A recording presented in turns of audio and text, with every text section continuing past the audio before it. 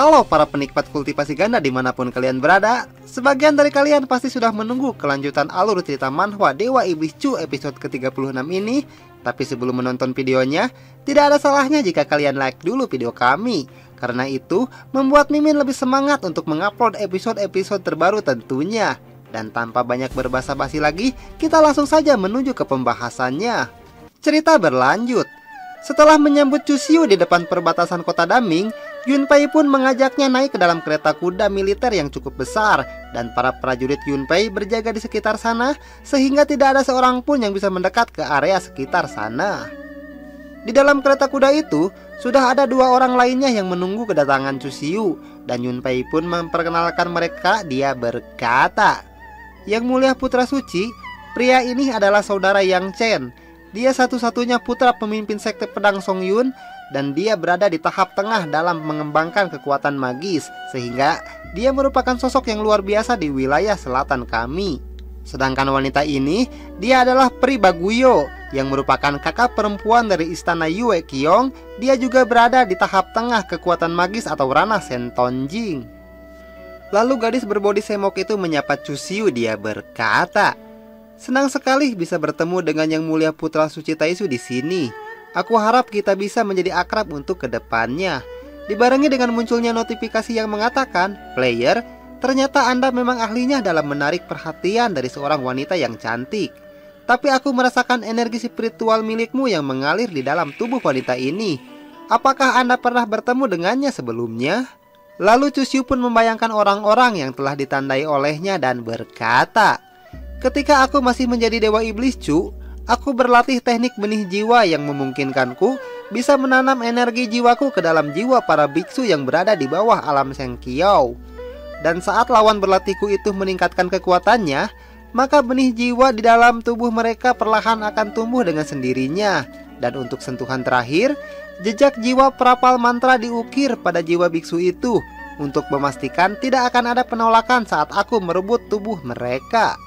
Tentu saja, Chusiu pun merasa sangat senang dan langsung tersenyum dengan wajah iblisnya, karena benih yang dia tanam di masa lalu sudah hampir matang dan tidak lama lagi bisa dipanen olehnya, sehingga membuat sistem merasa kagum kepadanya dan memunculkan notifikasi yang mengatakan, "Aku tidak menyangka player bisa berpandangan jauh ke depan. Anda memang layak terlahir sebagai seorang penjahat sejati, karena Anda bahkan sudah memikirkan beberapa jalan keluar untuk kemungkinan yang bisa saja terjadi di masa depan. Apakah Anda tidak akan melepaskan wanita ini dan berniat untuk menangkapnya?"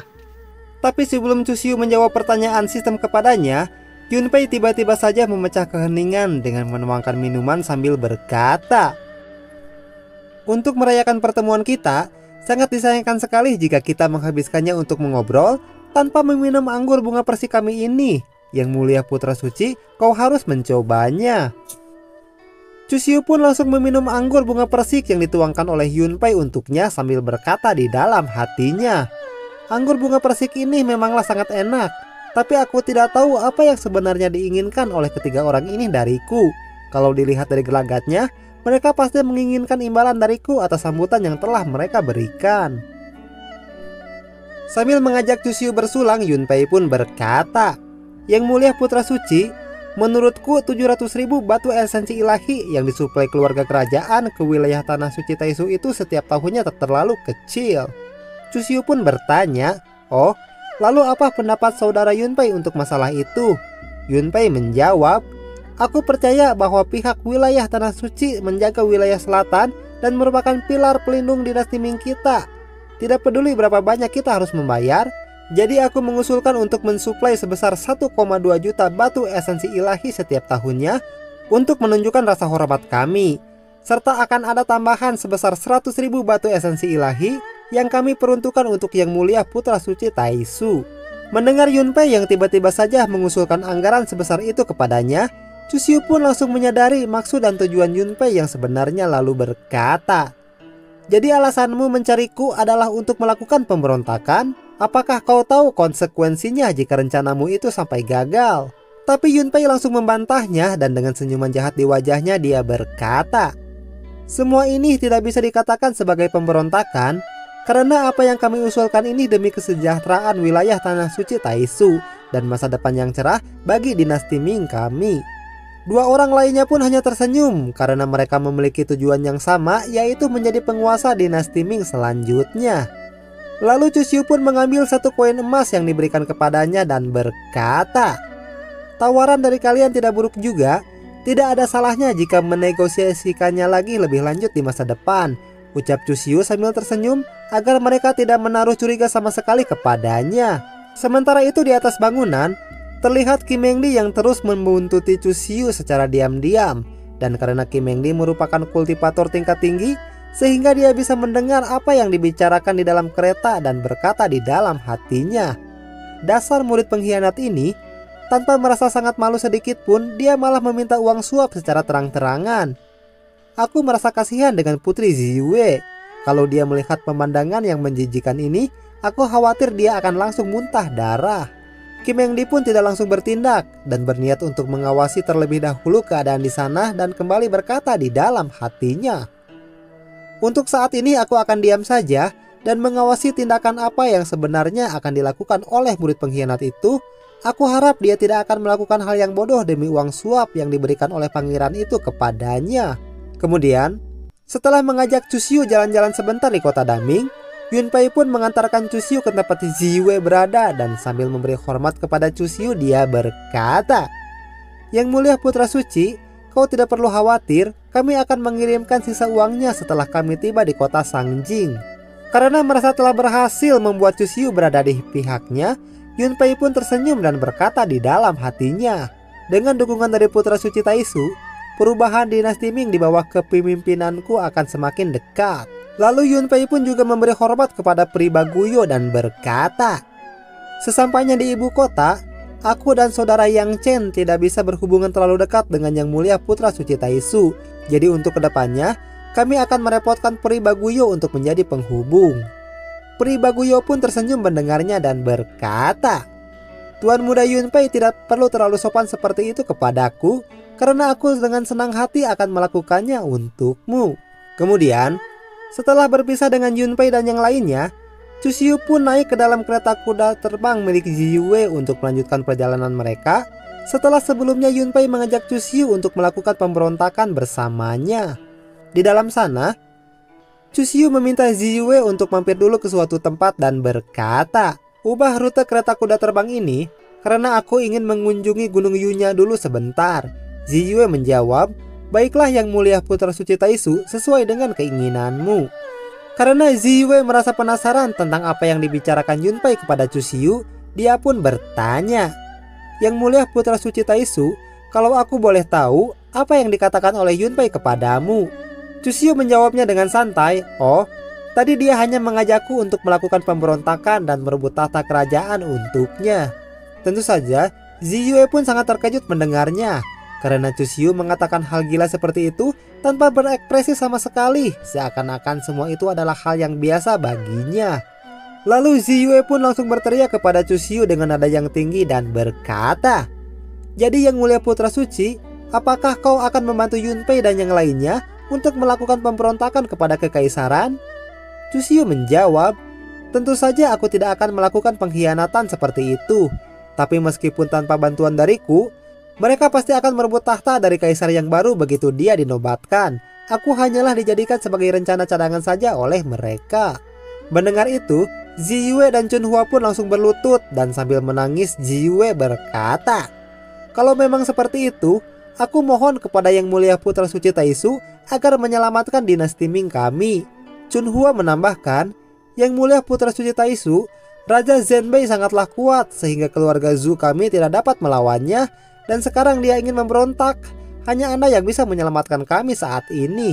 Tapi Chu Xiu tidak peduli dengan tangisan dari Ziyue dan dengan wajah malasnya dia berkata, "Ziyue, sebenarnya aku punya cara untuk membantumu. Aku bisa menyingkirkan benalu keluarga Zhu kalian ini untuk selamanya. Tapi aku memiliki prinsip yang selalu aku pegang, di mana kedua belah pihak harus mendapatkan keuntungan yang sama. Jadi apa yang bisa kau berikan kepadaku sebagai imbalannya?" Tentu saja Ziyue pun terkejut mendengar perkataan dingin dari Chu Xiu, dibarengi dengan munculnya notifikasi yang mengatakan, "Sangat luar biasa, Anda mengambil keuntungan dari pihak lain, dan pergi ke pihak satunya untuk meminta imbalan. Anda benar-benar seorang penjahat sejati. Anda mendapatkan 200 poin pertumbuhan. Ziyue pun merasa kebingungan karena tiba-tiba saja Chusiu meminta imbalan kepadanya, sehingga Ziyue tidak bisa memikirkan apa-apa tentang yang harus dia berikan kepada Chusiu, dan hanya bisa berkata tidak jelas sambil terbata-bata. Dengan wajah yang terlihat sangat merasa malu, dia berkata, "Jika kau bersedia membantu kami, maka kau boleh menggabresku sampai kau merasa puas." Tentu saja, Kim Mengdi yang mendengar jawaban dari Ziyue itu merasa sangat terkejut, karena dia rela menjadi pelampiasan nafsu birahi Chusiu agar Chusiu mau membantu mengatasi masalah yang sedang terjadi kepada keluarga kerajaan. Tapi beda halnya dengan Ji Taimei, karena dia adalah gagak iblis yang sama bejatnya dengan Chusiu, sehingga dia langsung bersiul dan berkata, "Gadis kecil, ternyata kau sangat berani seperti itu. Aku tidak menyangka kau ternyata cukup nakal juga ya." Mendengar perkataan spontan yang dilontarkan oleh Ziyue kepadanya, Chusiu pun langsung menyentil jidatnya dan berkata, "Gadis kecil, apa yang sedang kau pikirkan di dalam kepalamu ini?" Sambil menahan rasa sakit akibat Chusiu menyentil jidatnya, Ziyue berkata, "Yang mulia putra suci, apakah kau tidak menyukai tubuhku? Meskipun aku belum berpengalaman, tapi aku akan melakukan sebaik mungkin untukmu." Karena Ziyue masih berkata hal kotor seperti itu, Chusiu pun berusaha menyadarkannya dengan menggoyahkan tubuh Ziyue berulang kali dan berkata, "Gadis kecil, sudah sampai mana pikiran kotormu itu? Cepat sadarlah." Dan orang-orang yang berada di dalam kereta kuda terbang itu pun langsung mengeluarkan keringat dingin setelah mendengar kekonyolan yang diucapkan oleh Ziyue.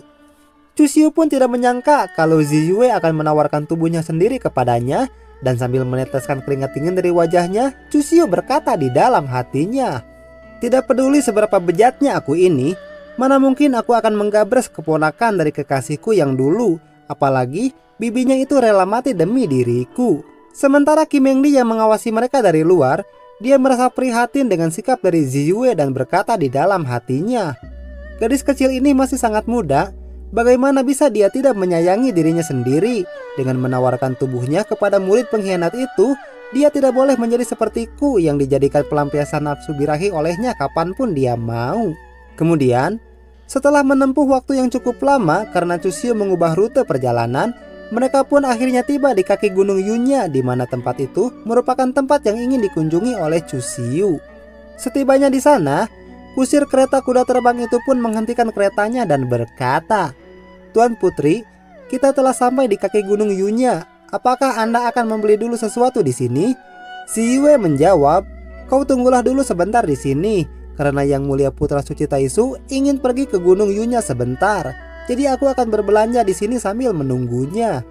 Ziyue pun langsung keluar dari dalam kereta kuda terbang sambil menyilangkan kedua tangannya karena dia merasa malu dan juga kesal setelah kejadian sebelumnya, lalu berkata, "Penatua Mo, Yang Mulia Putra Suci Taisu, silahkan jalan-jalan dulu di sini karena aku harus pergi untuk berbelanja seorang diri."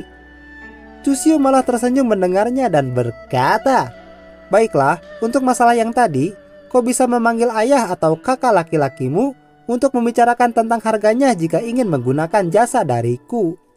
Meskipun Chusiu terlihat mata duitan seperti itu, tetapi Ziyue tetap merasa senang karena dia bersedia membantunya, dan sambil tersenyum Ziyue berkata, "Terima kasih banyak Yang Mulia Putra Suci Taisu karena telah bersedia membantu keluarga kerajaan kami."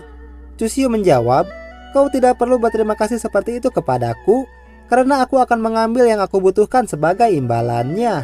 Kemudian, mereka pun berpisah sejenak dan pergi ke tempat tujuan masing-masing, di mana Chusiu pergi ke puncak gunung Yunya yang merupakan tempat yang biasa digunakan oleh orang-orang untuk bermeditasi.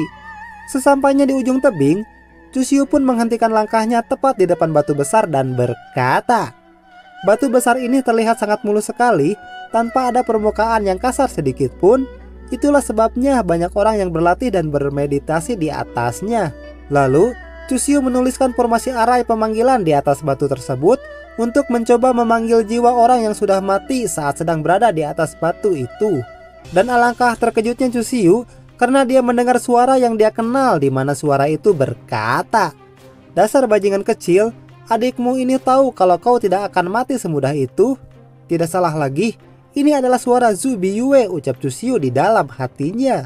Kemudian, cahaya yang menyilaukan pun tiba-tiba muncul dari formasi arai pemanggilan Chushyu, dibarengi dengan bergugurannya bunga persik yang sangat indah di sana, dan Chushyu pun semakin terkejut saat melihatnya.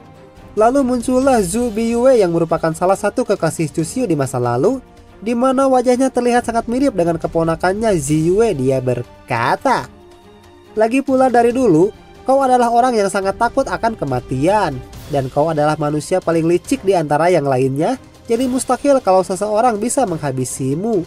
Zhu Biyue pun merasa sangat senang karena bisa kembali bertemu dengan Chushyu, dan sambil tersenyum kepadanya, Zhu Biyue kembali berkata, "Aku sangat senang bisa melihatmu kembali untuk terakhir kalinya. Tapi kau jangan bertanya kemana aku akan pergi selanjutnya, karena aku juga baru tahu kalau aku akan pergi ke suatu tempat yang bernama Hong Huang. Dan tempat itu sangatlah jauh, jadi mungkin saja kita tidak akan bertemu lagi di kehidupan kali ini." Zhu Biyue pun memegang wajah Chushyu dan kembali berkata, "Aku hanya meminta kepadamu satu hal, jika kau memiliki waktu luang, tolong jaga keluarga Zhu untukku, karena aku banyak memiliki hutang budi kepada mereka." Lalu jiwa Zhu Biyue pun mulai memudar dan perlahan menghilang dari sana, dan sambil terus tersenyum kepada Chushyu dia berkata, "Oh sial, sepertinya waktuku telah habis. Sampai kapanpun aku akan tetap mencintaimu. Selamat tinggal dan sampai jumpa lagi di kehidupan selanjutnya." Sampai Zhu Biyue menghilang dari sana, Chushyu tidak mengatakan sepatah kata pun kepadanya, dan sambil melihat jiwa Zhu Biyue memudar, Chushyu berkata di dalam hatinya, "Tempat prasejarah lagi? Kenapa orang-orang suka pergi ke sana? Memangnya ada apa di tempat itu?"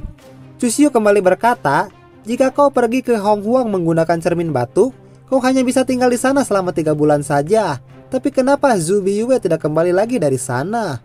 Lalu ada suara seseorang di belakang Chushyu yang berkata, "Apa kau baru saja menggunakan teknik pembaca pikiran ilahi?" Chushyu pun langsung menoleh ke belakang dan mengiyakan pertanyaan yang ternyata orang di belakangnya itu adalah Kim Mengdi. Dia kembali berkata, "Kau hebat juga. Aku bahkan tidak menyadari kalau ada tanda pikiran ilahi yang tersegel di atas batu meditasi itu." Kemudian Chushyu pun duduk di atas batu itu dan menyuruh Kim Mengdi untuk duduk di sebelahnya, lalu berkata, "Kau bisa merasakannya sendiri setelah menyentuhnya, jadi duduklah di sini." Kim Mengdi pun bertanya, "Lalu apa tujuanmu datang ke Gunung Yunya ini?" Chushyu pun hanya tersenyum mendengar pertanyaan dari Kim Mengdi kepadanya dan berkata, "Kenapa kalian para wanita suka sekali bertanya? Apakah kalian sangat suka mengurusi urusan orang lain?" Sambil berniat duduk di atas batu itu, Kim Mengdi pun menjawab, "Dasar murid pengkhianat ini, kau selalu saja pandai dalam berkata-kata." Di saat Kim Mengdi hendak duduk di atas batu di samping Chushyu, tiba-tiba saja Chushyu malah menarik tangannya dengan kuat. Rupanya, Chushyu langsung menarik Kim Mengdi agar duduk di pangkuannya dan berkata, "Master, karena cuaca hari ini sangat indah, mengapa kau tidak memanfaatkan kesempatan ini untuk mengajari muridmu dalam berkultivasi ganda?" Tentu saja wajah Kim Mengdi pun langsung berubah menjadi birahi karena dia merasakan benda tumpul yang keras yang dengan cepat mengganjal di bawah selangkangannya dan berkata, "Dasar murid pengkhianat, apa yang ingin kau lakukan kepadaku di siang hari bolong seperti ini?" Tapi Chushyu mengabaikan perkataan dari Kim Mengdi kepadanya dan malah meremas-remas pantat Kim Mengdi dengan cukup keras yang membuatnya semakin merasa birahi. Seperti biasanya, Kim Mengdi yang terlihat malu-malu tapi mau, wajahnya terlihat semakin birahi karena Chushyu terus-menerus meremas pantatnya dan kembali berkata, "Dasar murid pengkhianat, berhentilah meremas-remas pantatku seperti itu." Tapi Chushyu mengabaikannya dan malah menatap Kim Mengdi dengan senyuman di wajahnya. Lalu Chushyu memegang bibir Kim Mengdi dan berkata, "Kenapa? Apa kau sudah merasa birahi dan ingin aku gabres sekarang juga? Jika memang begitu, aku akan menggabresmu nanti sepanjang malam, karena sekarang kau harus ikut bersamaku ke suatu tempat." Kim Mengdi bertanya, "Siapa juga yang ingin digabres olehmu? Memangnya kau mau membawaku kemana?" Tapi sebelum Chushyu membawa Kim Mengdi ke suatu tempat yang dikatakan olehnya, ceritanya pun bersambung. Waktu naseep sakitu helanya pemirsa, engke tepang deui di sanes kesempatan.